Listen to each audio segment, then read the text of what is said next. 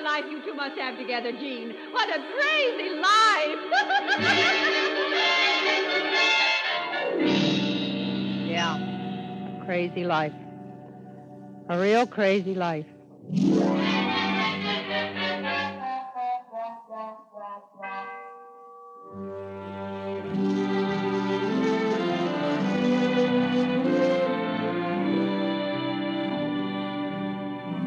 The CBS Radio Workshop, dedicated to man's imagination, the theater of the mind. Today, Henry Morgan in David Karp's story of a man who lives by laughter, told in part by the woman who married him and who shares the crazy life.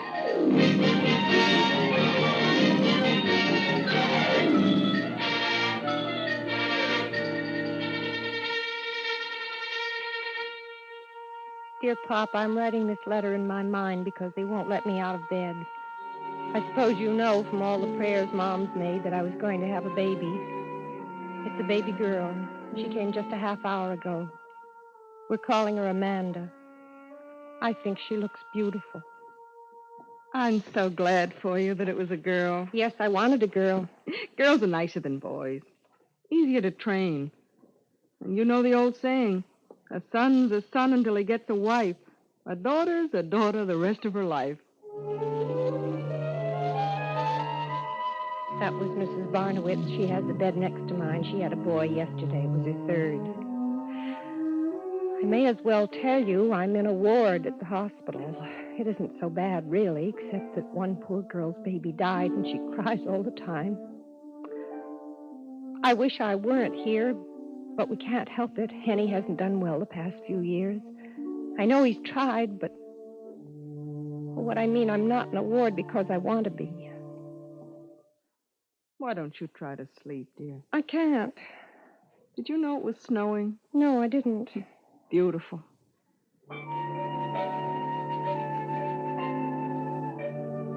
It's snowing outside now. It must be beautiful. Henny hasn't seen the baby yet. I wonder if he really wanted a girl the way I did. Mr. Carter, how did you get here? Had to kill 3 nurses and tie up a doctor. Cops are after me. I can't stay long, Mrs. Barnowitz. Oh, you...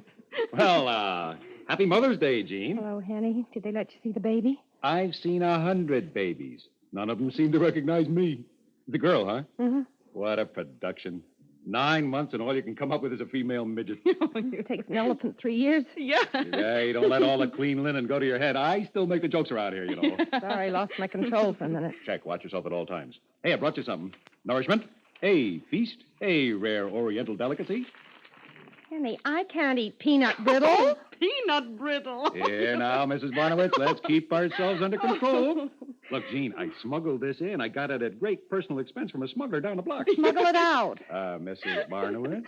No, thank you, Mr. Carter. It's not good for my bridge. What bridge? If it's the Brooklyn Bridge, somebody's kidding you. I bought that years ago. Henny, I think you better go now. Check. When do you break out of here? End of the week. All right, check. I'll be waiting for you with a fast car. Kiss the mob for me. Mrs. Barnowitz, not a word about my being here. You know what happens to squealers, right, don't you? Right.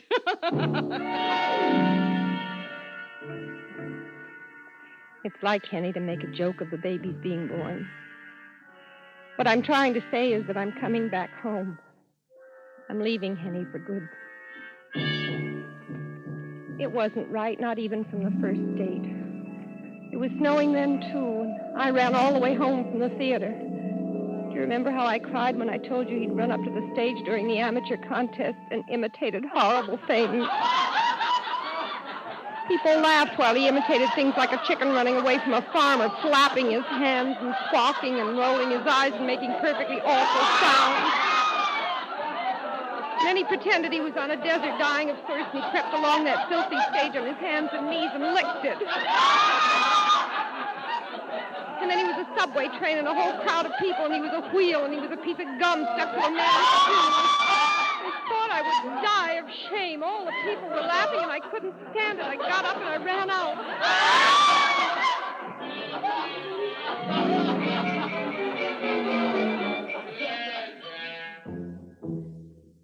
Papa, do you remember that?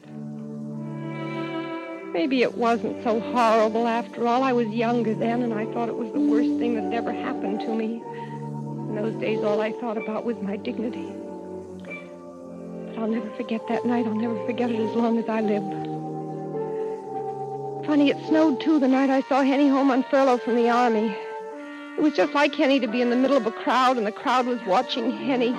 Henny was arguing with one of those street Santa Clauses. I don't know who you're talking about. Well, look, I don't know why you're being stubborn, Max. Hey, look, soldier, I told you for the 10th time, my name ain't Max. Well, it ain't Santa Claus either. Henny Carter. Hi, Jean. Merry Christmas. Henny, what's the matter? He's a nut. That's what's the matter with him. All right. Now, look, Miss Hayes here is a perfectly impartial judge. Jean, what's wrong with Max here? I don't know, Henny. Looks all right to me. A skinny Santa Claus. A miserable, underfed Santa Claus. His lips are blue. His teeth are knocking together like castanets. Is that right? Ladies and gentlemen, you're all substantial citizens. Some of you are mothers and fathers. Are you going to let your kids think that Santa Claus looks like this? Henny, what do you want the poor man to do? Well, he can put on my overcoat. That's all I'm asking him to do. Is that unreasonable? It'll fill him out. It'll warm him. Now, look, soldier, I told you a dozen times, I'm not going to put your overcoat on under this suit. Now, go on home, huh? So you're going to stand there in that skinny, shivering state and maybe scare little kids? Not while I have anything to say about it. Come on, buddy, let's go. Off with the skinny Santa Claus suit. Hey, Take it let off. go, me. Henny, stop it. Come Don't on. you get into trouble. Hey, someone call a cop.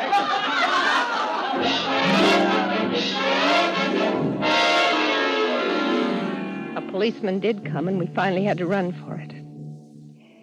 Henny had 2 weeks' leave left then, and I think we saw one another every day of those 2 weeks. And when the 2 weeks were up and I came in and told you and Mom, do you remember what you said, Papa?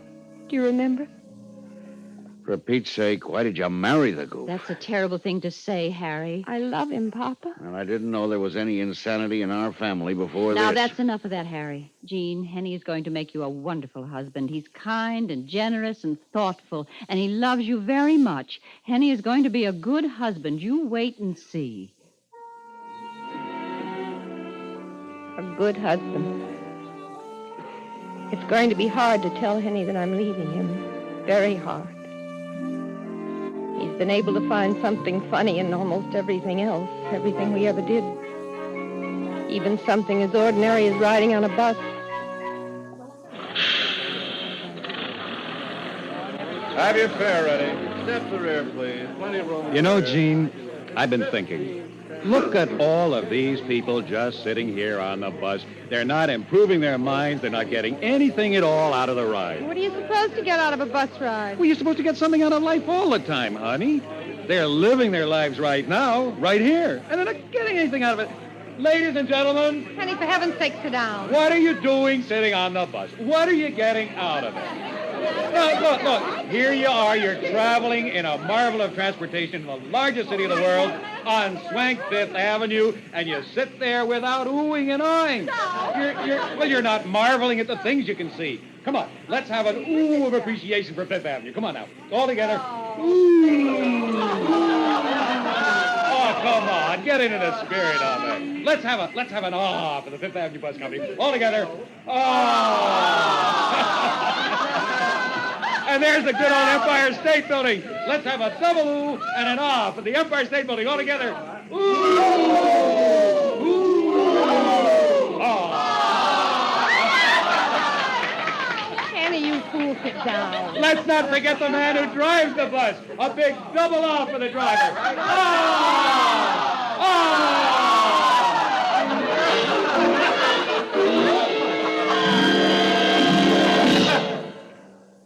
Mrs. Carter. Hmm? Are you all right? Yes, I'm all right, Mrs. Barnowitz. I can't sleep for more than 10 minutes at a time. Do you know who I dreamed about? No, who? Your husband. I think he's so funny. He's in show business, isn't he? No, he isn't. Really? With that wonderful sense of humor? I'm afraid that's the only thing he hasn't tried. Well, he's the sort of man who'd do well in almost anything. I can imagine what it must be like living with him. Some life. Yeah, some life.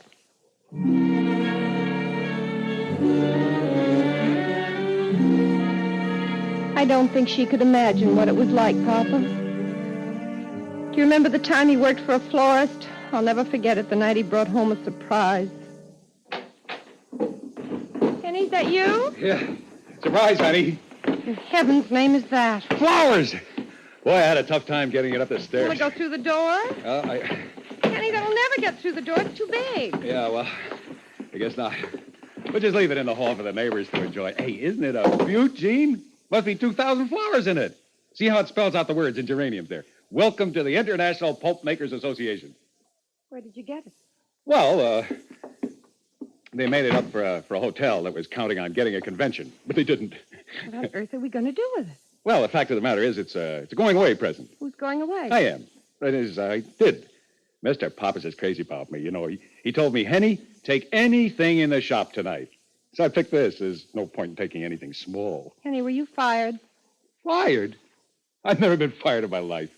No, Mr. Pappas and I agreed that the job just wasn't suited to my talents. I mean, flowers are wonderful, but what's the future in them? We'll have to move, Henny, now that the baby's coming and I can't work. You're not going to work, Gene. I wouldn't permit it. I'll find something better. I'll get something more in line with my talents. Mr. Pappas thinks a great deal of me. Should have heard what he said. Yes, I'm sure he likes you, Henny. Hey, I got a great idea. We'll put a sign on the flowers to our neighbors, courtesy of Mr. and Mrs. Henny Carter. Yes, that's a fine idea, Henny. I'm sure Mr. Pappas liked Henny, and the man he worked for at the garage and all the others. I'm sure they liked Henny. He made everyone laugh. The last thing I heard before I came to the hospital was people laughing at Henny. We'd gone downtown to a department store.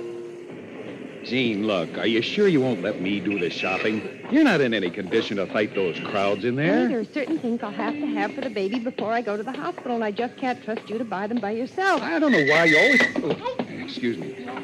Boy, they really go through that revolving door, don't they? Gene, how about my taking you home? See, I can come back. Henny, no, I can't trust you. Now, come on, let's go in. No, wait a minute. Now, take it easy going through the revolving door. You don't want to get bumped now or anything. Now, go on. All right, get in.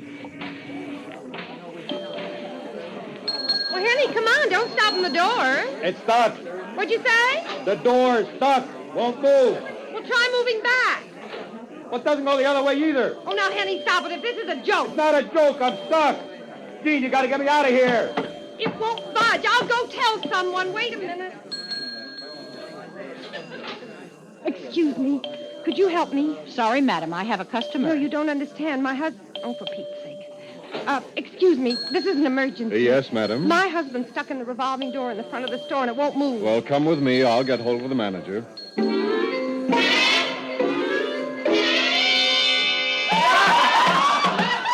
Let us through here, please. Officer, you getting that man? Good heavens, he seems to be dying of lack of air. Oh, he's all right. He's just kidding us. Are you sure? Mrs. Carter, this is the man's wife. How is he? Oh, he's all right, ma'am. He's stuck, but he's all right. He's been making faces like that and rolling his eyes for the past 10 minutes. We'll let him out right away. He's a great joker, your husband. Are you sure he's joking? I mean, is there enough air for him in there? Oh, plenty of air. He was dying of thirst a few minutes ago, and before that he was dying of hunger. He began to eat his tie. Well, I must say your husband has kept his sense of humor, Mrs. Carter. Mrs. Carter, this woman's fainted.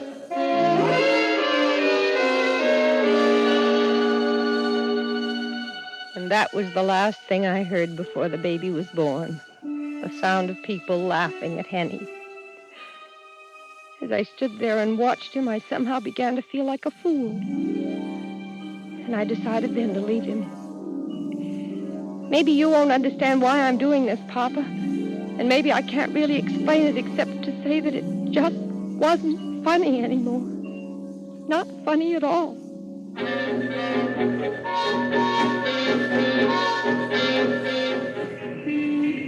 You all right, Gene?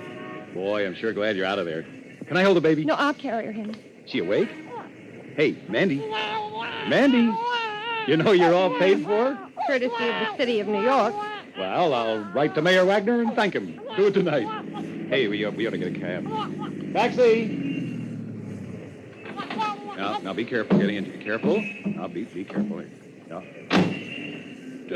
200 West 10th, and take it easy, you know. We got a newborn baby back here. Right job. Better check to see if she's breathing. Of course she's breathing. Well, it doesn't hurt to check. She's very young. She hasn't had much practice at it. I just take a little peek. Yeah, it's still breathing. Henny, please. They're remarkable. Are her fingernails growing? Of course. Probably her hair's going, too, huh? It is. Fascinating. Just fascinating, like an exact duplicate of a human being. She is a human being. Well, of course. Better check her breathing again. Yep, still okay. Hey, buddy, you think I'm funny? Sorry, mister. Just sort of made me laugh. There's nothing funny about being a father, you know. You have to check up on things like that. You sure do. Yes, sir, boy. Nobody's going to catch me napping. I'm going to stay on the job, make sure those nails keep getting longer, and that hair keeps growing, and that breathing goes out all the time. In, out, in, out, in, out. Better check that again. Honey, stop it. Stop it right now. She's not some joke. She's my daughter.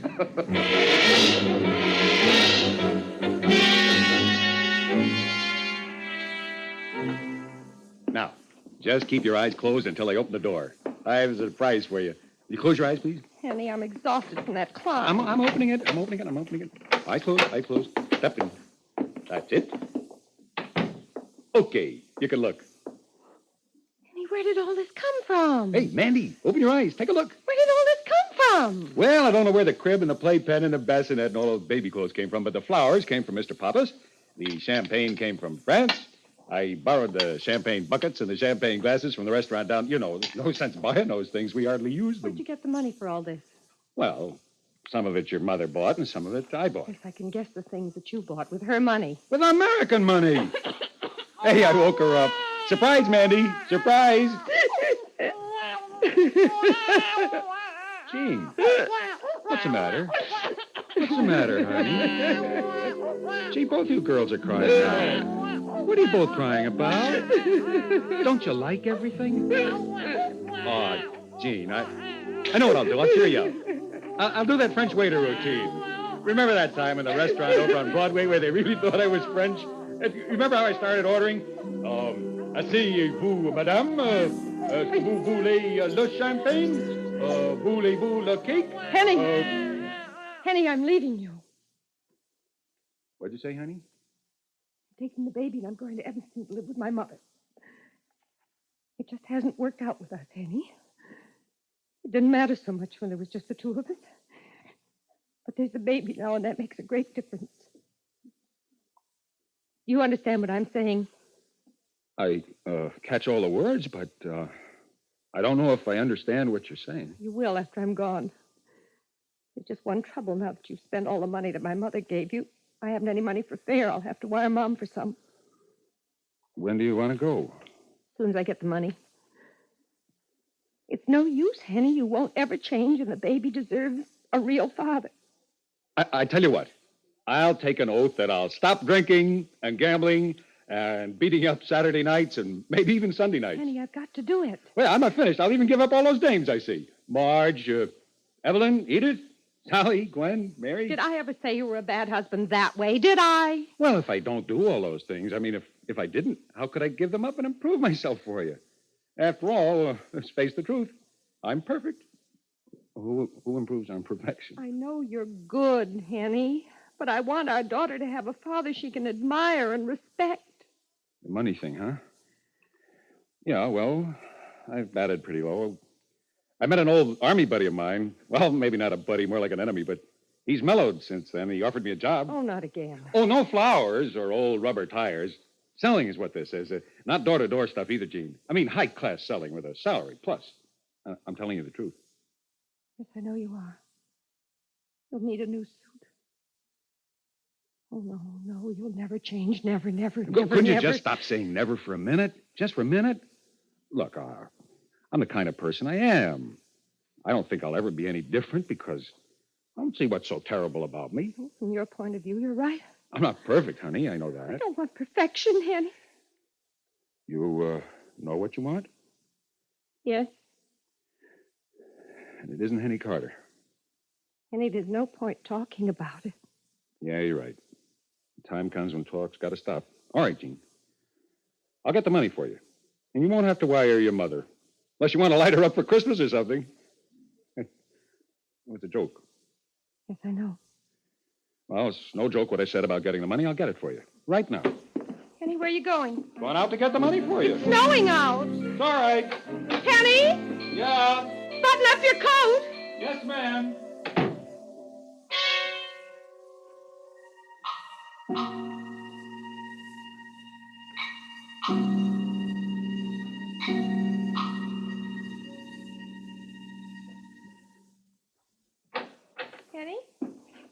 Yeah.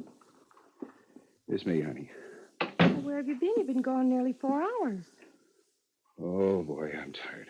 You look exhausted. What have you been doing? Tried to get a cab, but I couldn't. Oh, that snow. Now, you can't lie down with your clothes on. You're soaked. Let me help you off with that. Yeah. Henny, you're perspiring. I got the money. Here. It's $35. Sorry it wasn't more. What took you so long? Oh, I'm tired. Mr. Pappas lend you the money? Did you walk all the way from his place? And borrow it. I wouldn't want Mr. Pappas to know about us. I'd be ashamed. Not you.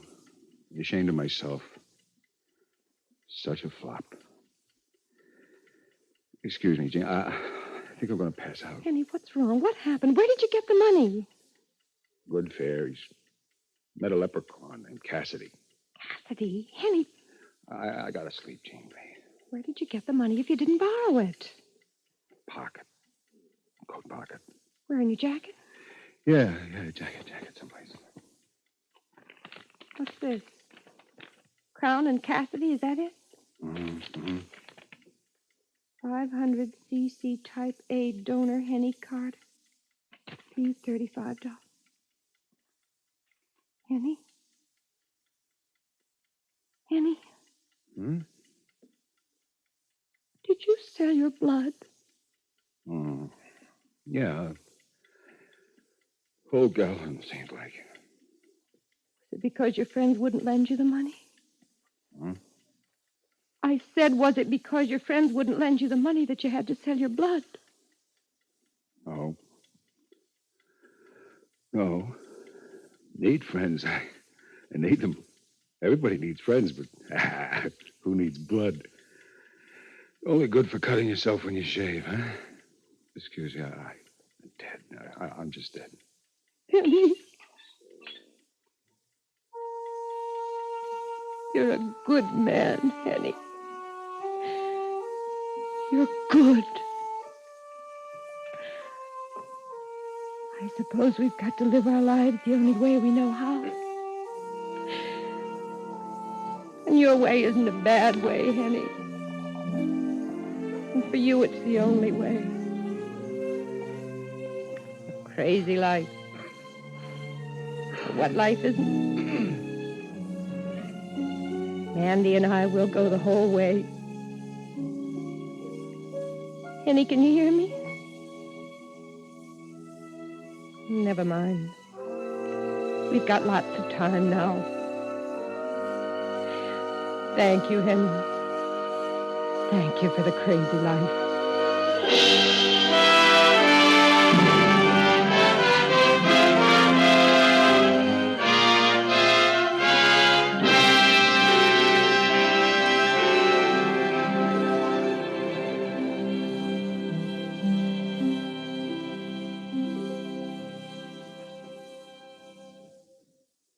You've been listening to the CBS Radio Workshop and Henry Morgan in The Crazy Life by David Karp. It was directed by Ira Ashley and featured Elspeth Eric with Bryna Rayburn, Agnes Young, Madeline Pierce, Louis Van Ruten, Santos Ortega, Carl Frank, and Larry Haynes. The original music was composed and conducted by Milton Kay. The CBS Radio Workshop is produced in New York by Paul Roberts. This is Ted Pearson inviting you to join us again next week for the premiere broadcast performance of the one-act opera, Le Grand Bretèche, based on the immortal Balzac story about the jealousy of a deceived husband, composed by Avery Claflin with libretto by George R. Mills. This is the CBS Radio Network.